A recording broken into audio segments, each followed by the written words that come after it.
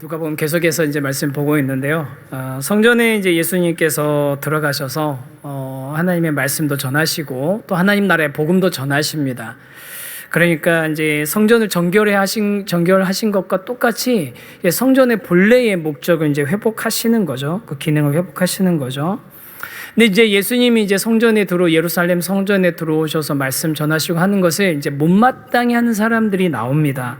누구냐면 대제사장들과 서기관들과 백성의 지도자들, 장로들이 와서 이제 이걸 못마땅히 하는데, 이게 뭐 어디서 많이 본 장면 같아요. 왜냐하면 이제 누가복음 계속 보면서 계속 예수님이 뭐 하실 때마다 와가지고 예수님께 뭐 질문하고 시비 걸고 예수님을 그때 이제 시험에 들게 하려고 했던 사람들이 있었잖아요.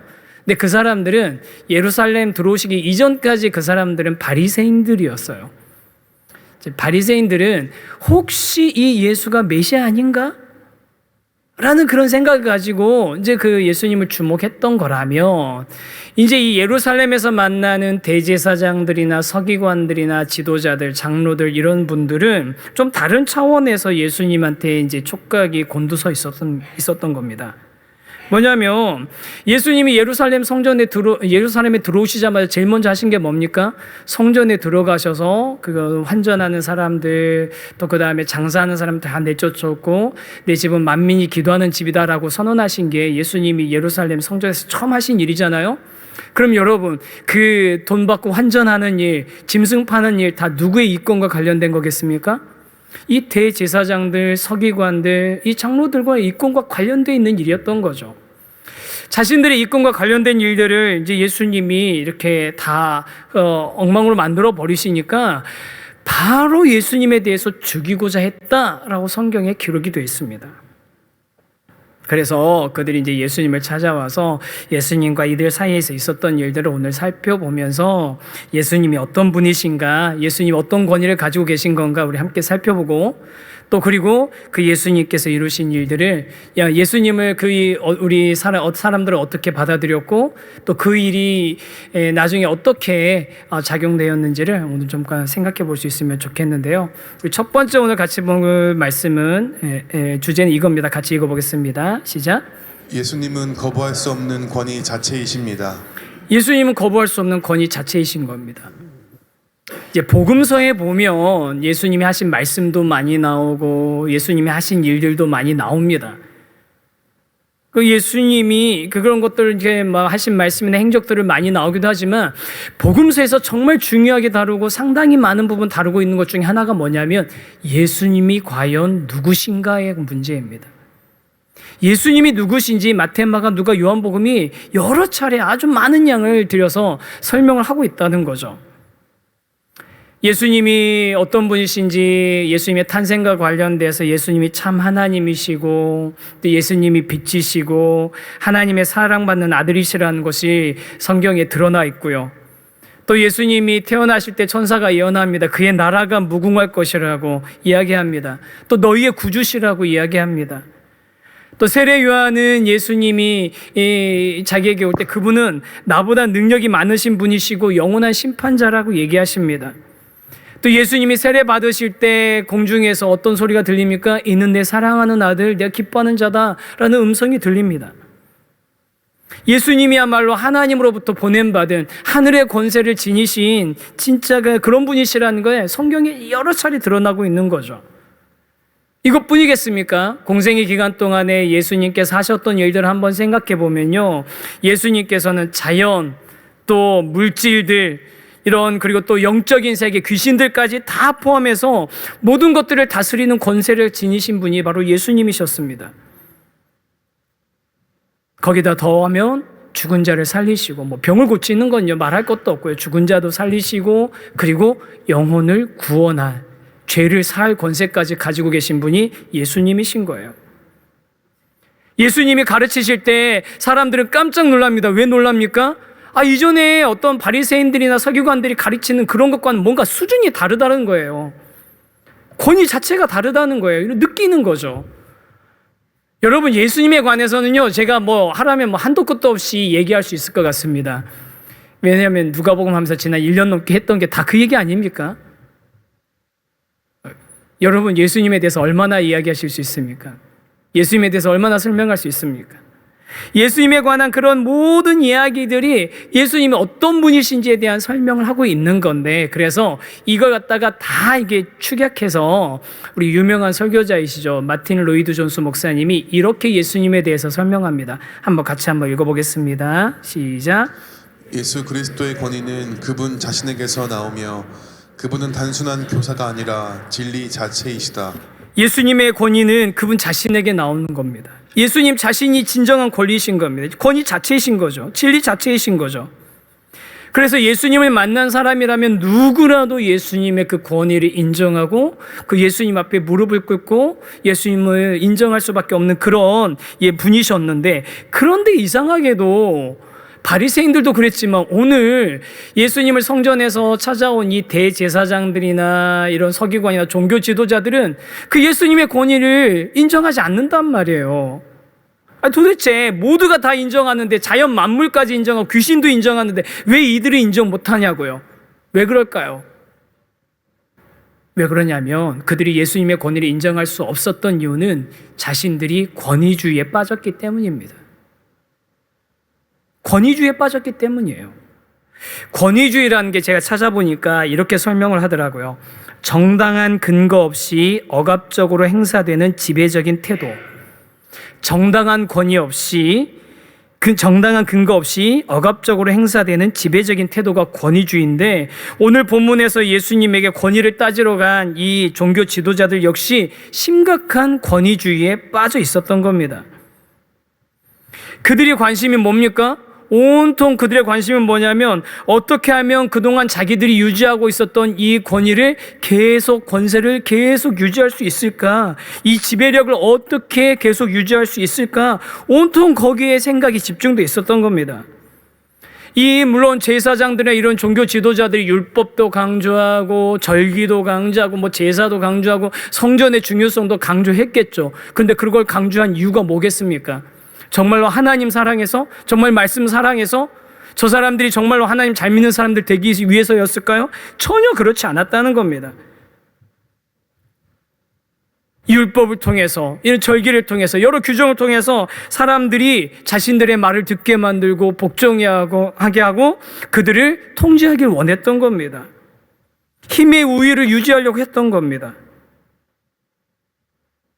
그래서 이들이 예수님이 등장해가지고 성전에서 하나님 나라의 말씀을 가르치고 하시니까 와가지고 이렇게 얘기하는 거예요. 20장 1절 2절 말씀이거든요.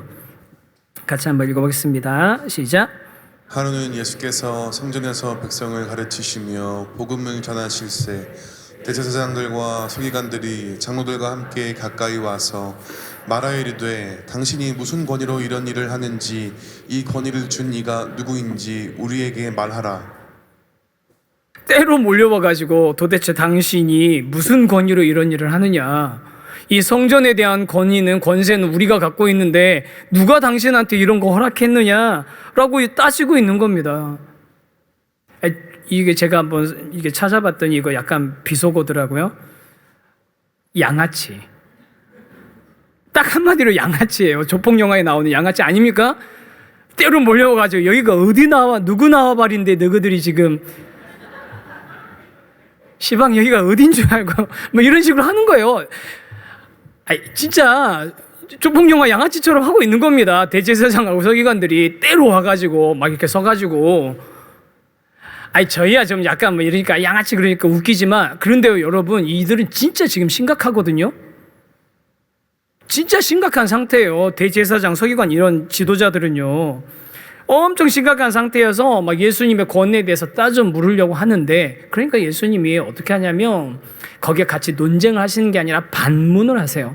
거꾸로 물어보십니다.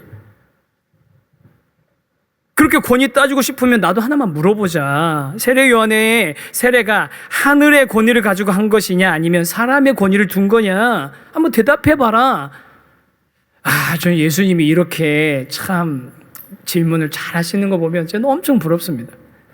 저 같으면 흥분해가지고 지금 한번 해보자 하는 거야 이랬을 것 같은데, 예수님이 이렇게 반문을 하니까 어떻게 됩니까? 이들이 서로 상의를 하는데 대답을 하지 못해요.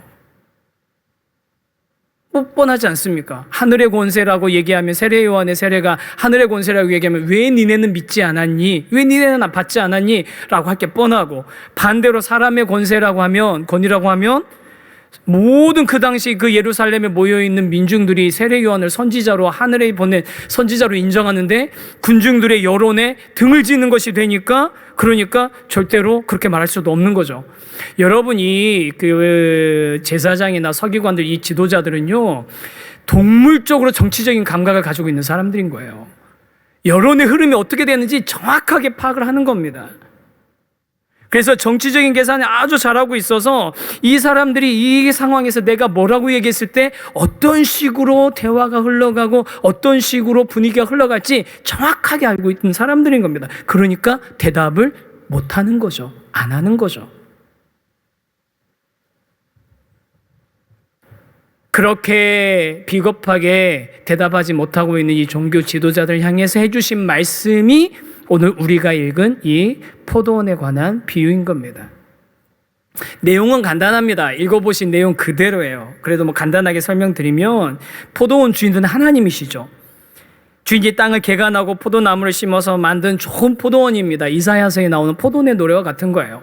좋은 포도원을 만들어 놓고 그것을 맡깁니다. 누구한테 맡깁니까? 농부들한테 맡기죠. 누구에게? 그러면 하나님께서 그 포도원, 이 세상을 만드셔서 누구에게 맡기신 겁니까?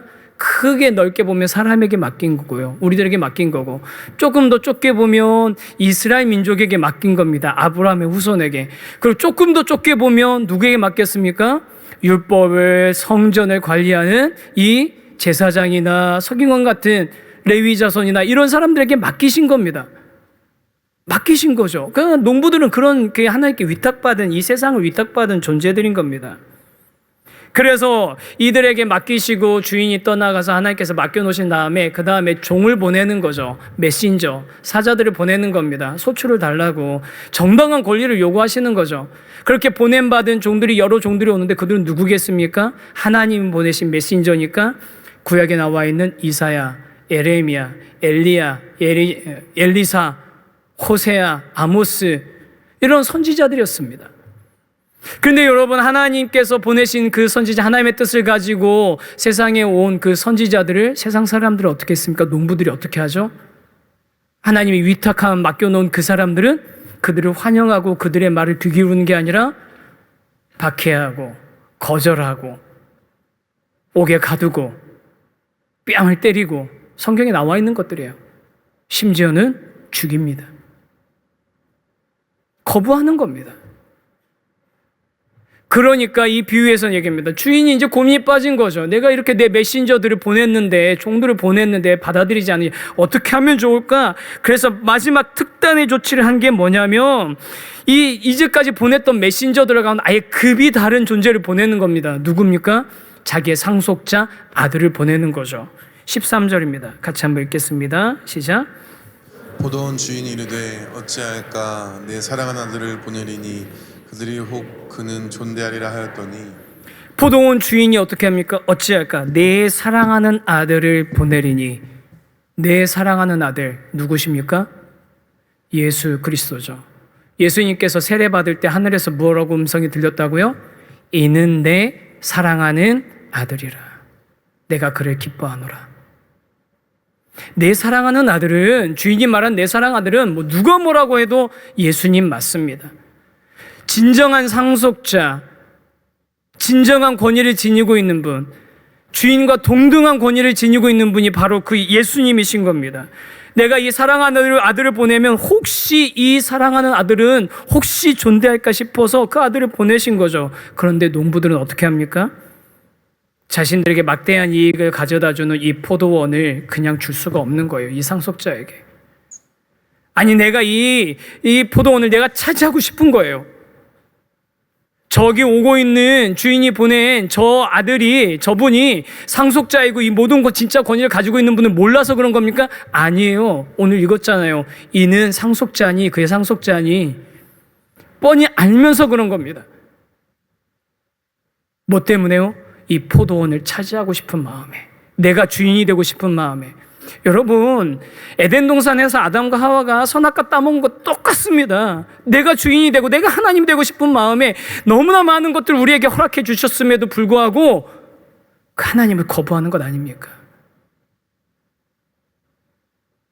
여러분, 이 대제사장과 서기관들과 이 종교 지도자들이 예수님에 대해서 자세히 봤다면 그들이 예수님이 다른 사람들과는 급이 다른, 격이 다른 분이라는 걸 몰랐을까요? 농부들이 알잖아요. 이는 그 상속자니. 예수님이 하시는 말씀, 예수님이 하시는 일들 그들을 보면서 알았단 말이에요. 이분은 뭔가 다른 분이라는 걸, 성경에서 말한 그분일 수도 있다는 걸 알았단 말이에요. 그런데 인정하지 않습니다. 받아들이지 않습니다. 오히려 진정한 권위자, 상속자를 제거해 버리기로 마음 먹어버린 겁니다. 찰스 킴벌이라는 미국 목사님이 계시거든요. 이제 우리 교단은 달라요. 감리교 목사님이신데 이분 이제 하버드에서 비교 종교학을 이제 공부하셔서 박사 이렇게 할 때가 되셨는데, 그분이 쓴 책이 몇 권 있는데 그 중에 한 권의 책 제목이 이렇습니다. 종교가 타락할 때 5가지 경고 신호. 종교가 타락할 때에 5가지 경고 신호가 있다는 거예요. 그 원 제목이 뭐냐면요. When religion becomes evil. 언제 종교는 악이 되는가. 5가지 징조가 있다는 겁니다. 사인이 있다는 겁니다. 그러면서 이제 쭉 이제 단계적으로 설명을 하는데 1, 2, 3단계는 거의 모든 종교가 다 가지고 있는 거 넘어가는데 4단계 되면부터 이제 본격적으로 중요한 게 나옵니다. 4단계 경고 신호가 뭐냐면 목적이 수단을 정당화한다는 거예요. 목적이 수단을 정당화할 때 종교가 타락하고 종교가 악이 된답니다. 종교적인 목적을 이루기 위해서 폭력, 거짓말, 탄압 등을 정당화하는 것은 종교가 타락하는 그런 순간의 증거라는 거죠. 이 당시에 종교 지도자들의 모습을 보면 딱 그렇습니다. 자신들의 기득권을 유지하기 위해서 그것을 그냥 이렇게 그냥 잘 어떻게 매니지하는 정도의 수준이 아니라 더 악한 일들을 서슴지 않고 행하는 겁니다. 자신들의 목적을 위해서는 어떤 수단이든지 사용해도 된다고 생각하고 있는 거죠. 자신이 가지고 있는 권위는 어떻게 됩니까? 그러려면 자신들의 권위는 신성시켜야 되겠죠. 신성화시켜야 되겠죠. 그러면 반대편에 있는 사람의 권위는 어떻게 됩니까? 악마화해야겠죠. 여러분, 이런 구도로 지금도 이런 구도의 그런 일들이요, 기독교 역사에 아니면 세계 역사에 수도 없이 많이 반복되고 일어나고 있는 겁니다. 자신들은 신성시하고 상대방은 악마화하고, 그렇게 해서 그 상대방을 악마화해서 그들을 공격하고 그들을 갖다 제거하는 것을 거룩한 명분을 만들어내는 겁니다. 그리고 그런 거룩한 전쟁을 참여하는 사람들을 거기에 따른 희생을 뭐라고 얘기합니까? 순교라고 얘기하죠. 순교. 얼마나 가슴 뛰는 얘기입니까?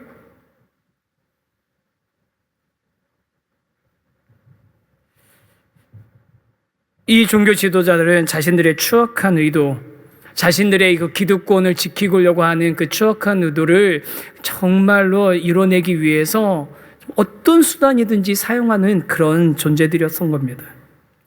그리고 조금 전에 소개해드렸던 그 책에서 종교가 악이 되는 순간에 5가지 마지막 경고 신호가 뭔지 아세요? 성스러운 전쟁을 선언한다는 거예요. 성스러운 전쟁이 뭡니까? 한 단어로 말하면 성전. 성전 혹시 기억나는 거 있으세요? 인류 역사에서 성전, 십자군 전쟁. 여러분, 십자군 전쟁 몇백 년에 걸쳐서 큰 유럽에서 많은 사람들이 가서 그 팔레스타인 그 지역에서 아니면 그 중동 지역에서 예루살렘을 탄환하기 위해서 전쟁을 일으켰는데, 그 전쟁의 최대 피해자가 누군지 아세요? 가장 많이 죽은 사람이 누군지 아세요? 유대인들이에요. 유대교가 기독교를 박했다는 거죠. 기독교하고 그 다음에 이슬람하고 서로 전쟁에서 서로 죽고 죽이고 한 거는 그냥 쌤쌤이라고 치더라고. 그냥 치자고 하자고요.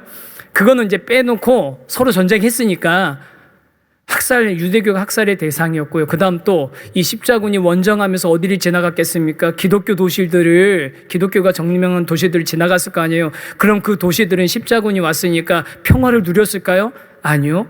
그 십자군의 약탈과 십자군의 그 폭력의 희생자들이 다 됐습니다. 그게 십자군 전쟁이에요. 그런데 거룩한 전쟁, 성전이라고 포장이 된 거죠.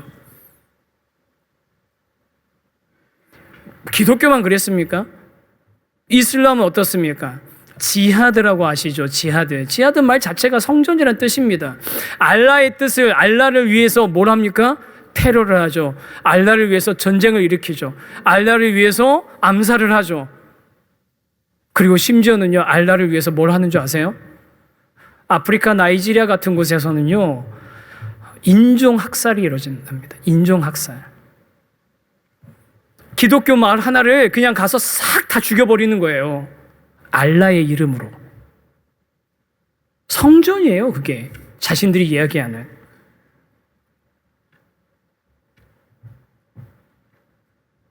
목적이 수단을 정당화하고 거룩을 가장한 목적으로 전쟁을 선언한다면 그 종교는 타락, 아니 원 제목대로 악이 되어버린다는 겁니다. 오늘 이 종교 지도자들, 진정한 권위자인 예수님을 인정하지 않고 자신들의 목적을 위해서 뭐라도 할 수 있는 이들의 이 모습을 보면서 저와 여러분은 그 반면교사 삼아서 우리가 이 세상에서 살아가면서 진정한 권위자 되시는, 우리 교회의 진정한 권위자 되시는 예수님의 권위를 인정하고 그 주님의 뜻에 순복하기로 다짐하는 저와 여러분이 되기를 간절히 소망합니다. 우리가 원하는 어떤 것을 원해서 위해서 예수님을 들먹이고 우리가 가지고 있는 어떤 야망을 위해서 우리가 가지고 있는 힘이나 아니면 우리가 가지고 있는 재력을 사용하는 그런 모습을 우리는, 아니면 또 우리가 가지고 있는 걸 지키기 위해서 그런 노력들을 하는 것들을 우리 당당하게 거부해야 됩니다. 정말로 우리가 그 예수님의 진정한 권위에 순복할 수 있는 그런 사람들이 되기를 원하거든요. 그러면 저와 여러분이 어떻게 이 종교 지도자들과는 다른 예수님의 권위에 순복할 수 있는 사람들이 되겠습니까? 두 가지로 우리 생각해 보려고 합니다. 우리 두 번째 큰 주제가 한번 보여줘 보실래요? 두 번째 큰 주제 한번 같이 읽겠습니다. 시작. 예수님의 권위에 순복하기인데, 그럼 어떻게 우리가 순복할 수 있느냐? 두 가지가 있습니다. 첫 번째 한번 같이 읽어볼까요? 시작. 성경 말씀을 통해 예수님의 권위에 순복하기. 예수님의 권위에 우리가 진짜 순복을 해야 되는데, 어떻게 그럼 그 예수님의 권위에 순복하게 되느냐? 성경 말씀을 통해서 우리가 예수님의 권위에 순복하게 된다는 겁니다. 하나님의 아들, 유일한 상속자, 참 권위의 근원이신 예수님을 인정하는 교회, 예수님의 권위에 순복하는 다락방, 예수님의 주권을 인정하는 성도가 되길 원하시죠? 아버지, 이게 어찌 된 일입니까? 한 번만 더. 하나님의 아들, 유일한 상속자, 참 권위의 근원이신 예수님을 인정하는 교회, 또 예수님의 권위에 순복하는 다락방, 또 예수님의 주권을 인정하는 성도가 되길 원하시죠? 아멘. 그렇습니다. 그러려면 필연적으로 예수님이 뭐라고 하셨는지, 또 예수님이 어떤 분이신지 알아야 될 거 아니겠습니까? 알아야 될 거 아니겠습니까? 우리가 이번에 155명 이번에 성경 통독 신청하신 분들이 있어서, 뭐 각자도 또 개인적으로 하시는 분들 계시지만 지금 카톡방에 묶여서 일독 지금 해나가고 계시잖아요. 우리 그렇게 일독하는 게 그게 무슨 의미가 있습니까? 그 칸만 다 지우면 그게 뭐 거룩해지는 겁니까? 저절로? 지금 막 열심히 읽으려고 하는데 왜 갑자기 찬물이 끼었냐 싶으신, 그냥 이걸로 막 성경도 막 성교지에다 보내고 해놓고서 왜 찬물 끼, 여러분, 읽는 목적을 아시라는 거예요. 예수님이 뭐라고 하셨는가?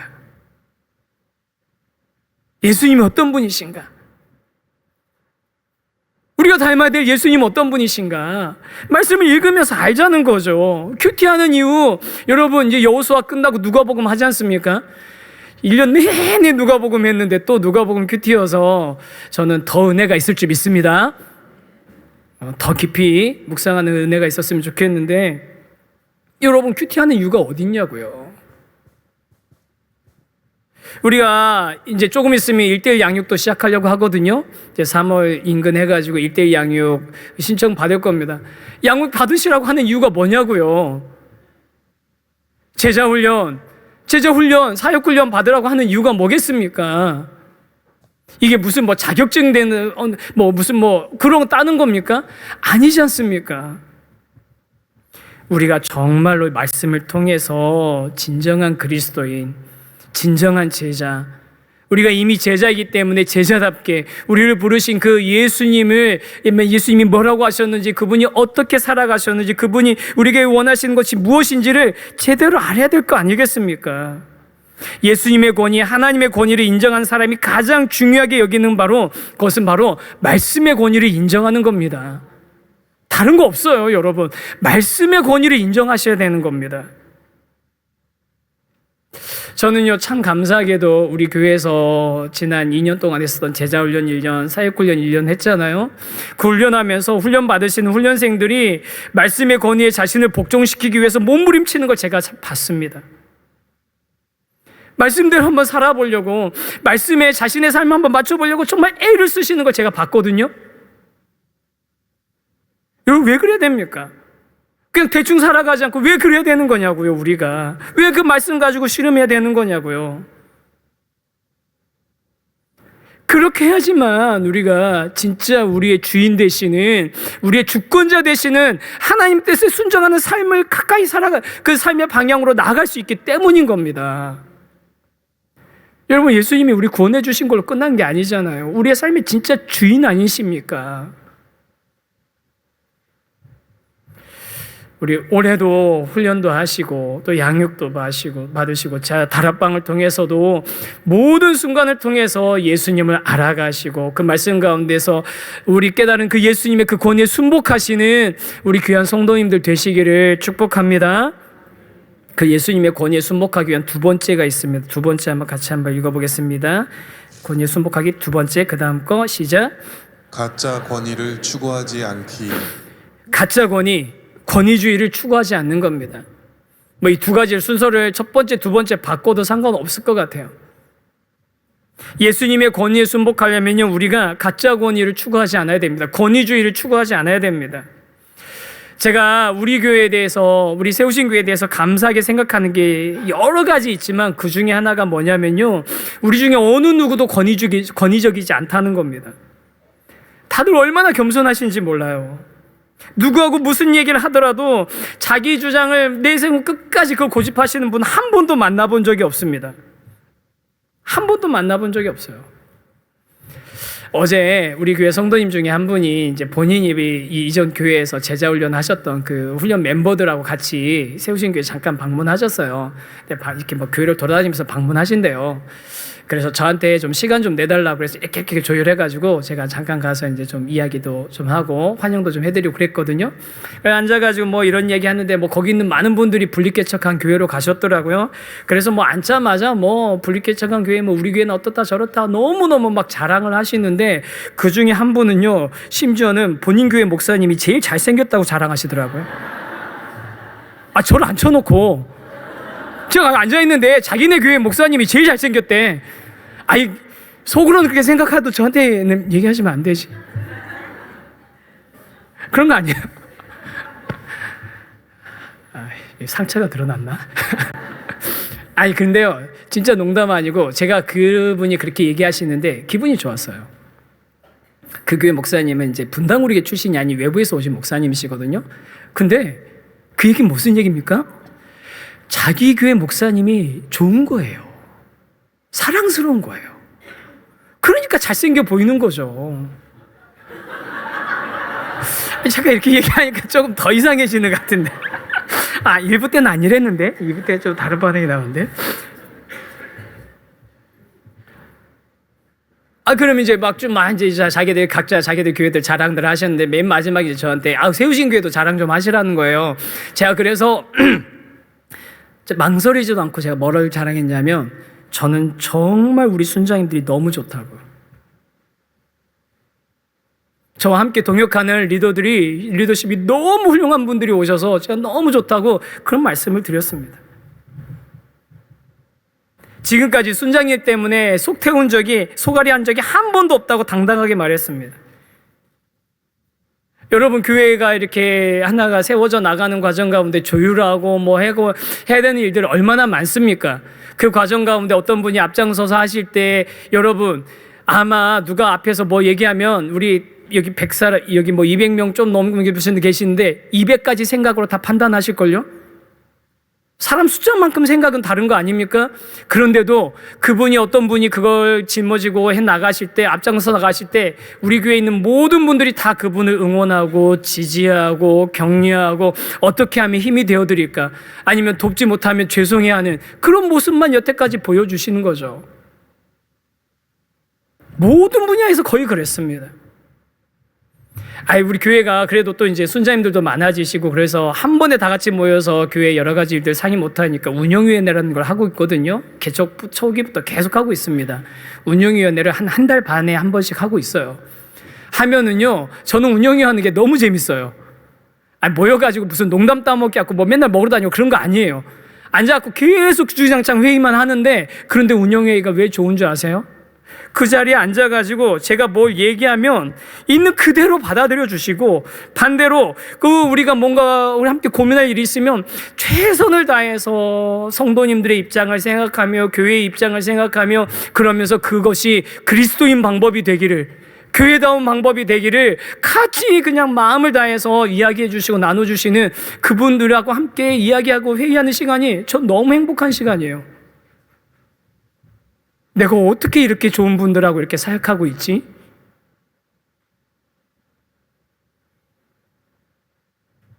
그런 분들 한 분 한 분 뭐 제가 다 얘기할 수 없는 그런 여러 곳곳에 계신 그런 분들의 섬김으로 어느 한 분 자기를 주장하지 않고 겸손하게 섬기면서 그렇게 이 교회를 세워나가시는 분들이 있어서 지금 우리 교회가 이렇게 여기까지 올 수 있었던 겁니다.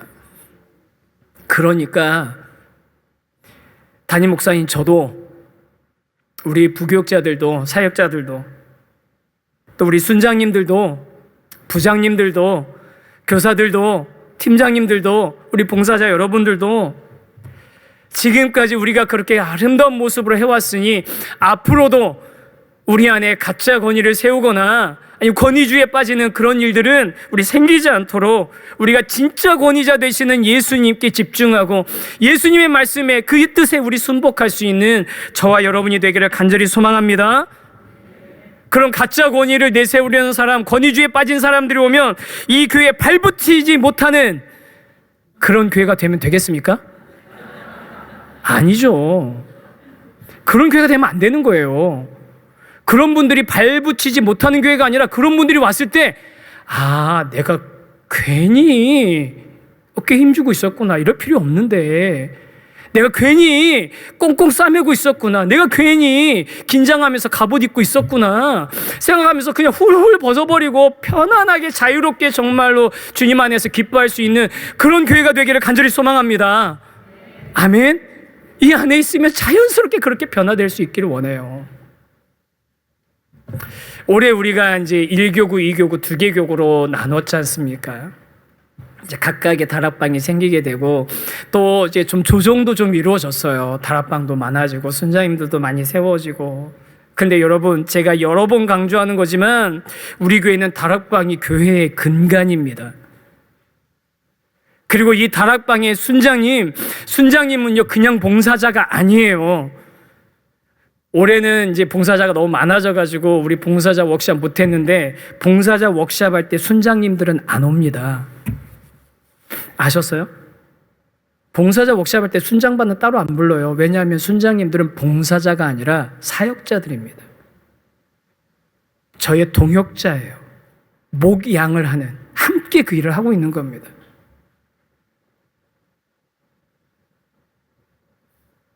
그런데 여러분, 그 순장님들 이미 잘하고 계시고 또 이런 분들이 없으니까 제가 오늘 말할 수 있는 겁니다. 그런 분들 계시면 저거 나들으라고 한 소리야 이러실까 봐 못하는 건데,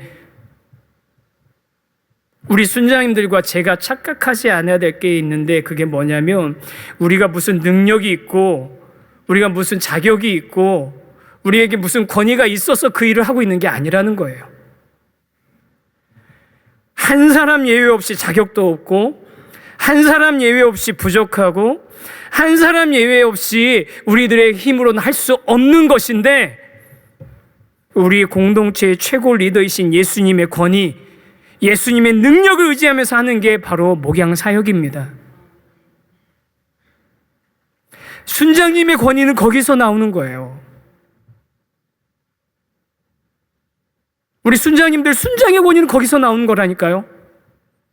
그렇게 예수님을 닮으려고 예수님의 권위를 인정하면요, 여러분 놀라운 일이 일어날 겁니다. 순원들이 여러분의 발 앞에 권위를 갖다 바칠 거예요. 존경하며. 여러분, 이런 선한 순환이 우리 교회 공동체 안에 일어나는 게 당연한 것 아니겠습니까?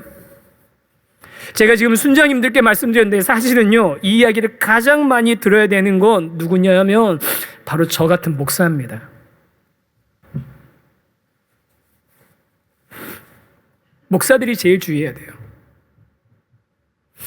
특히 저 같은 우리 또 남자 목사님들, 목회자들 제일 조심해야 됩니다. 저한테 하는 얘기예요, 저한테. 어디서 잘못 배워가지고 목사는 그런 거 하면 안 되는 것처럼 목사는 의자 나르면 안 됩니까? 목사는 눈 치우면 안 됩니까? 무슨 다른 사역 해야 돼서 그러면 뭐 상관없죠. 그러면 당연히 그거 해야죠. 근데 목사 할 일 따로 있고 성도 할 일 따로 있습니까?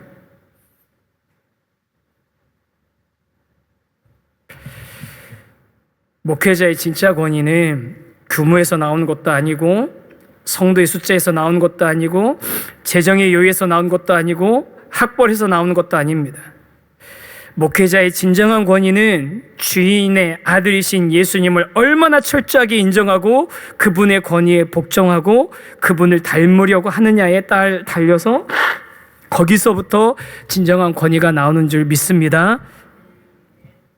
저에게 하는 얘기입니다. 저에게.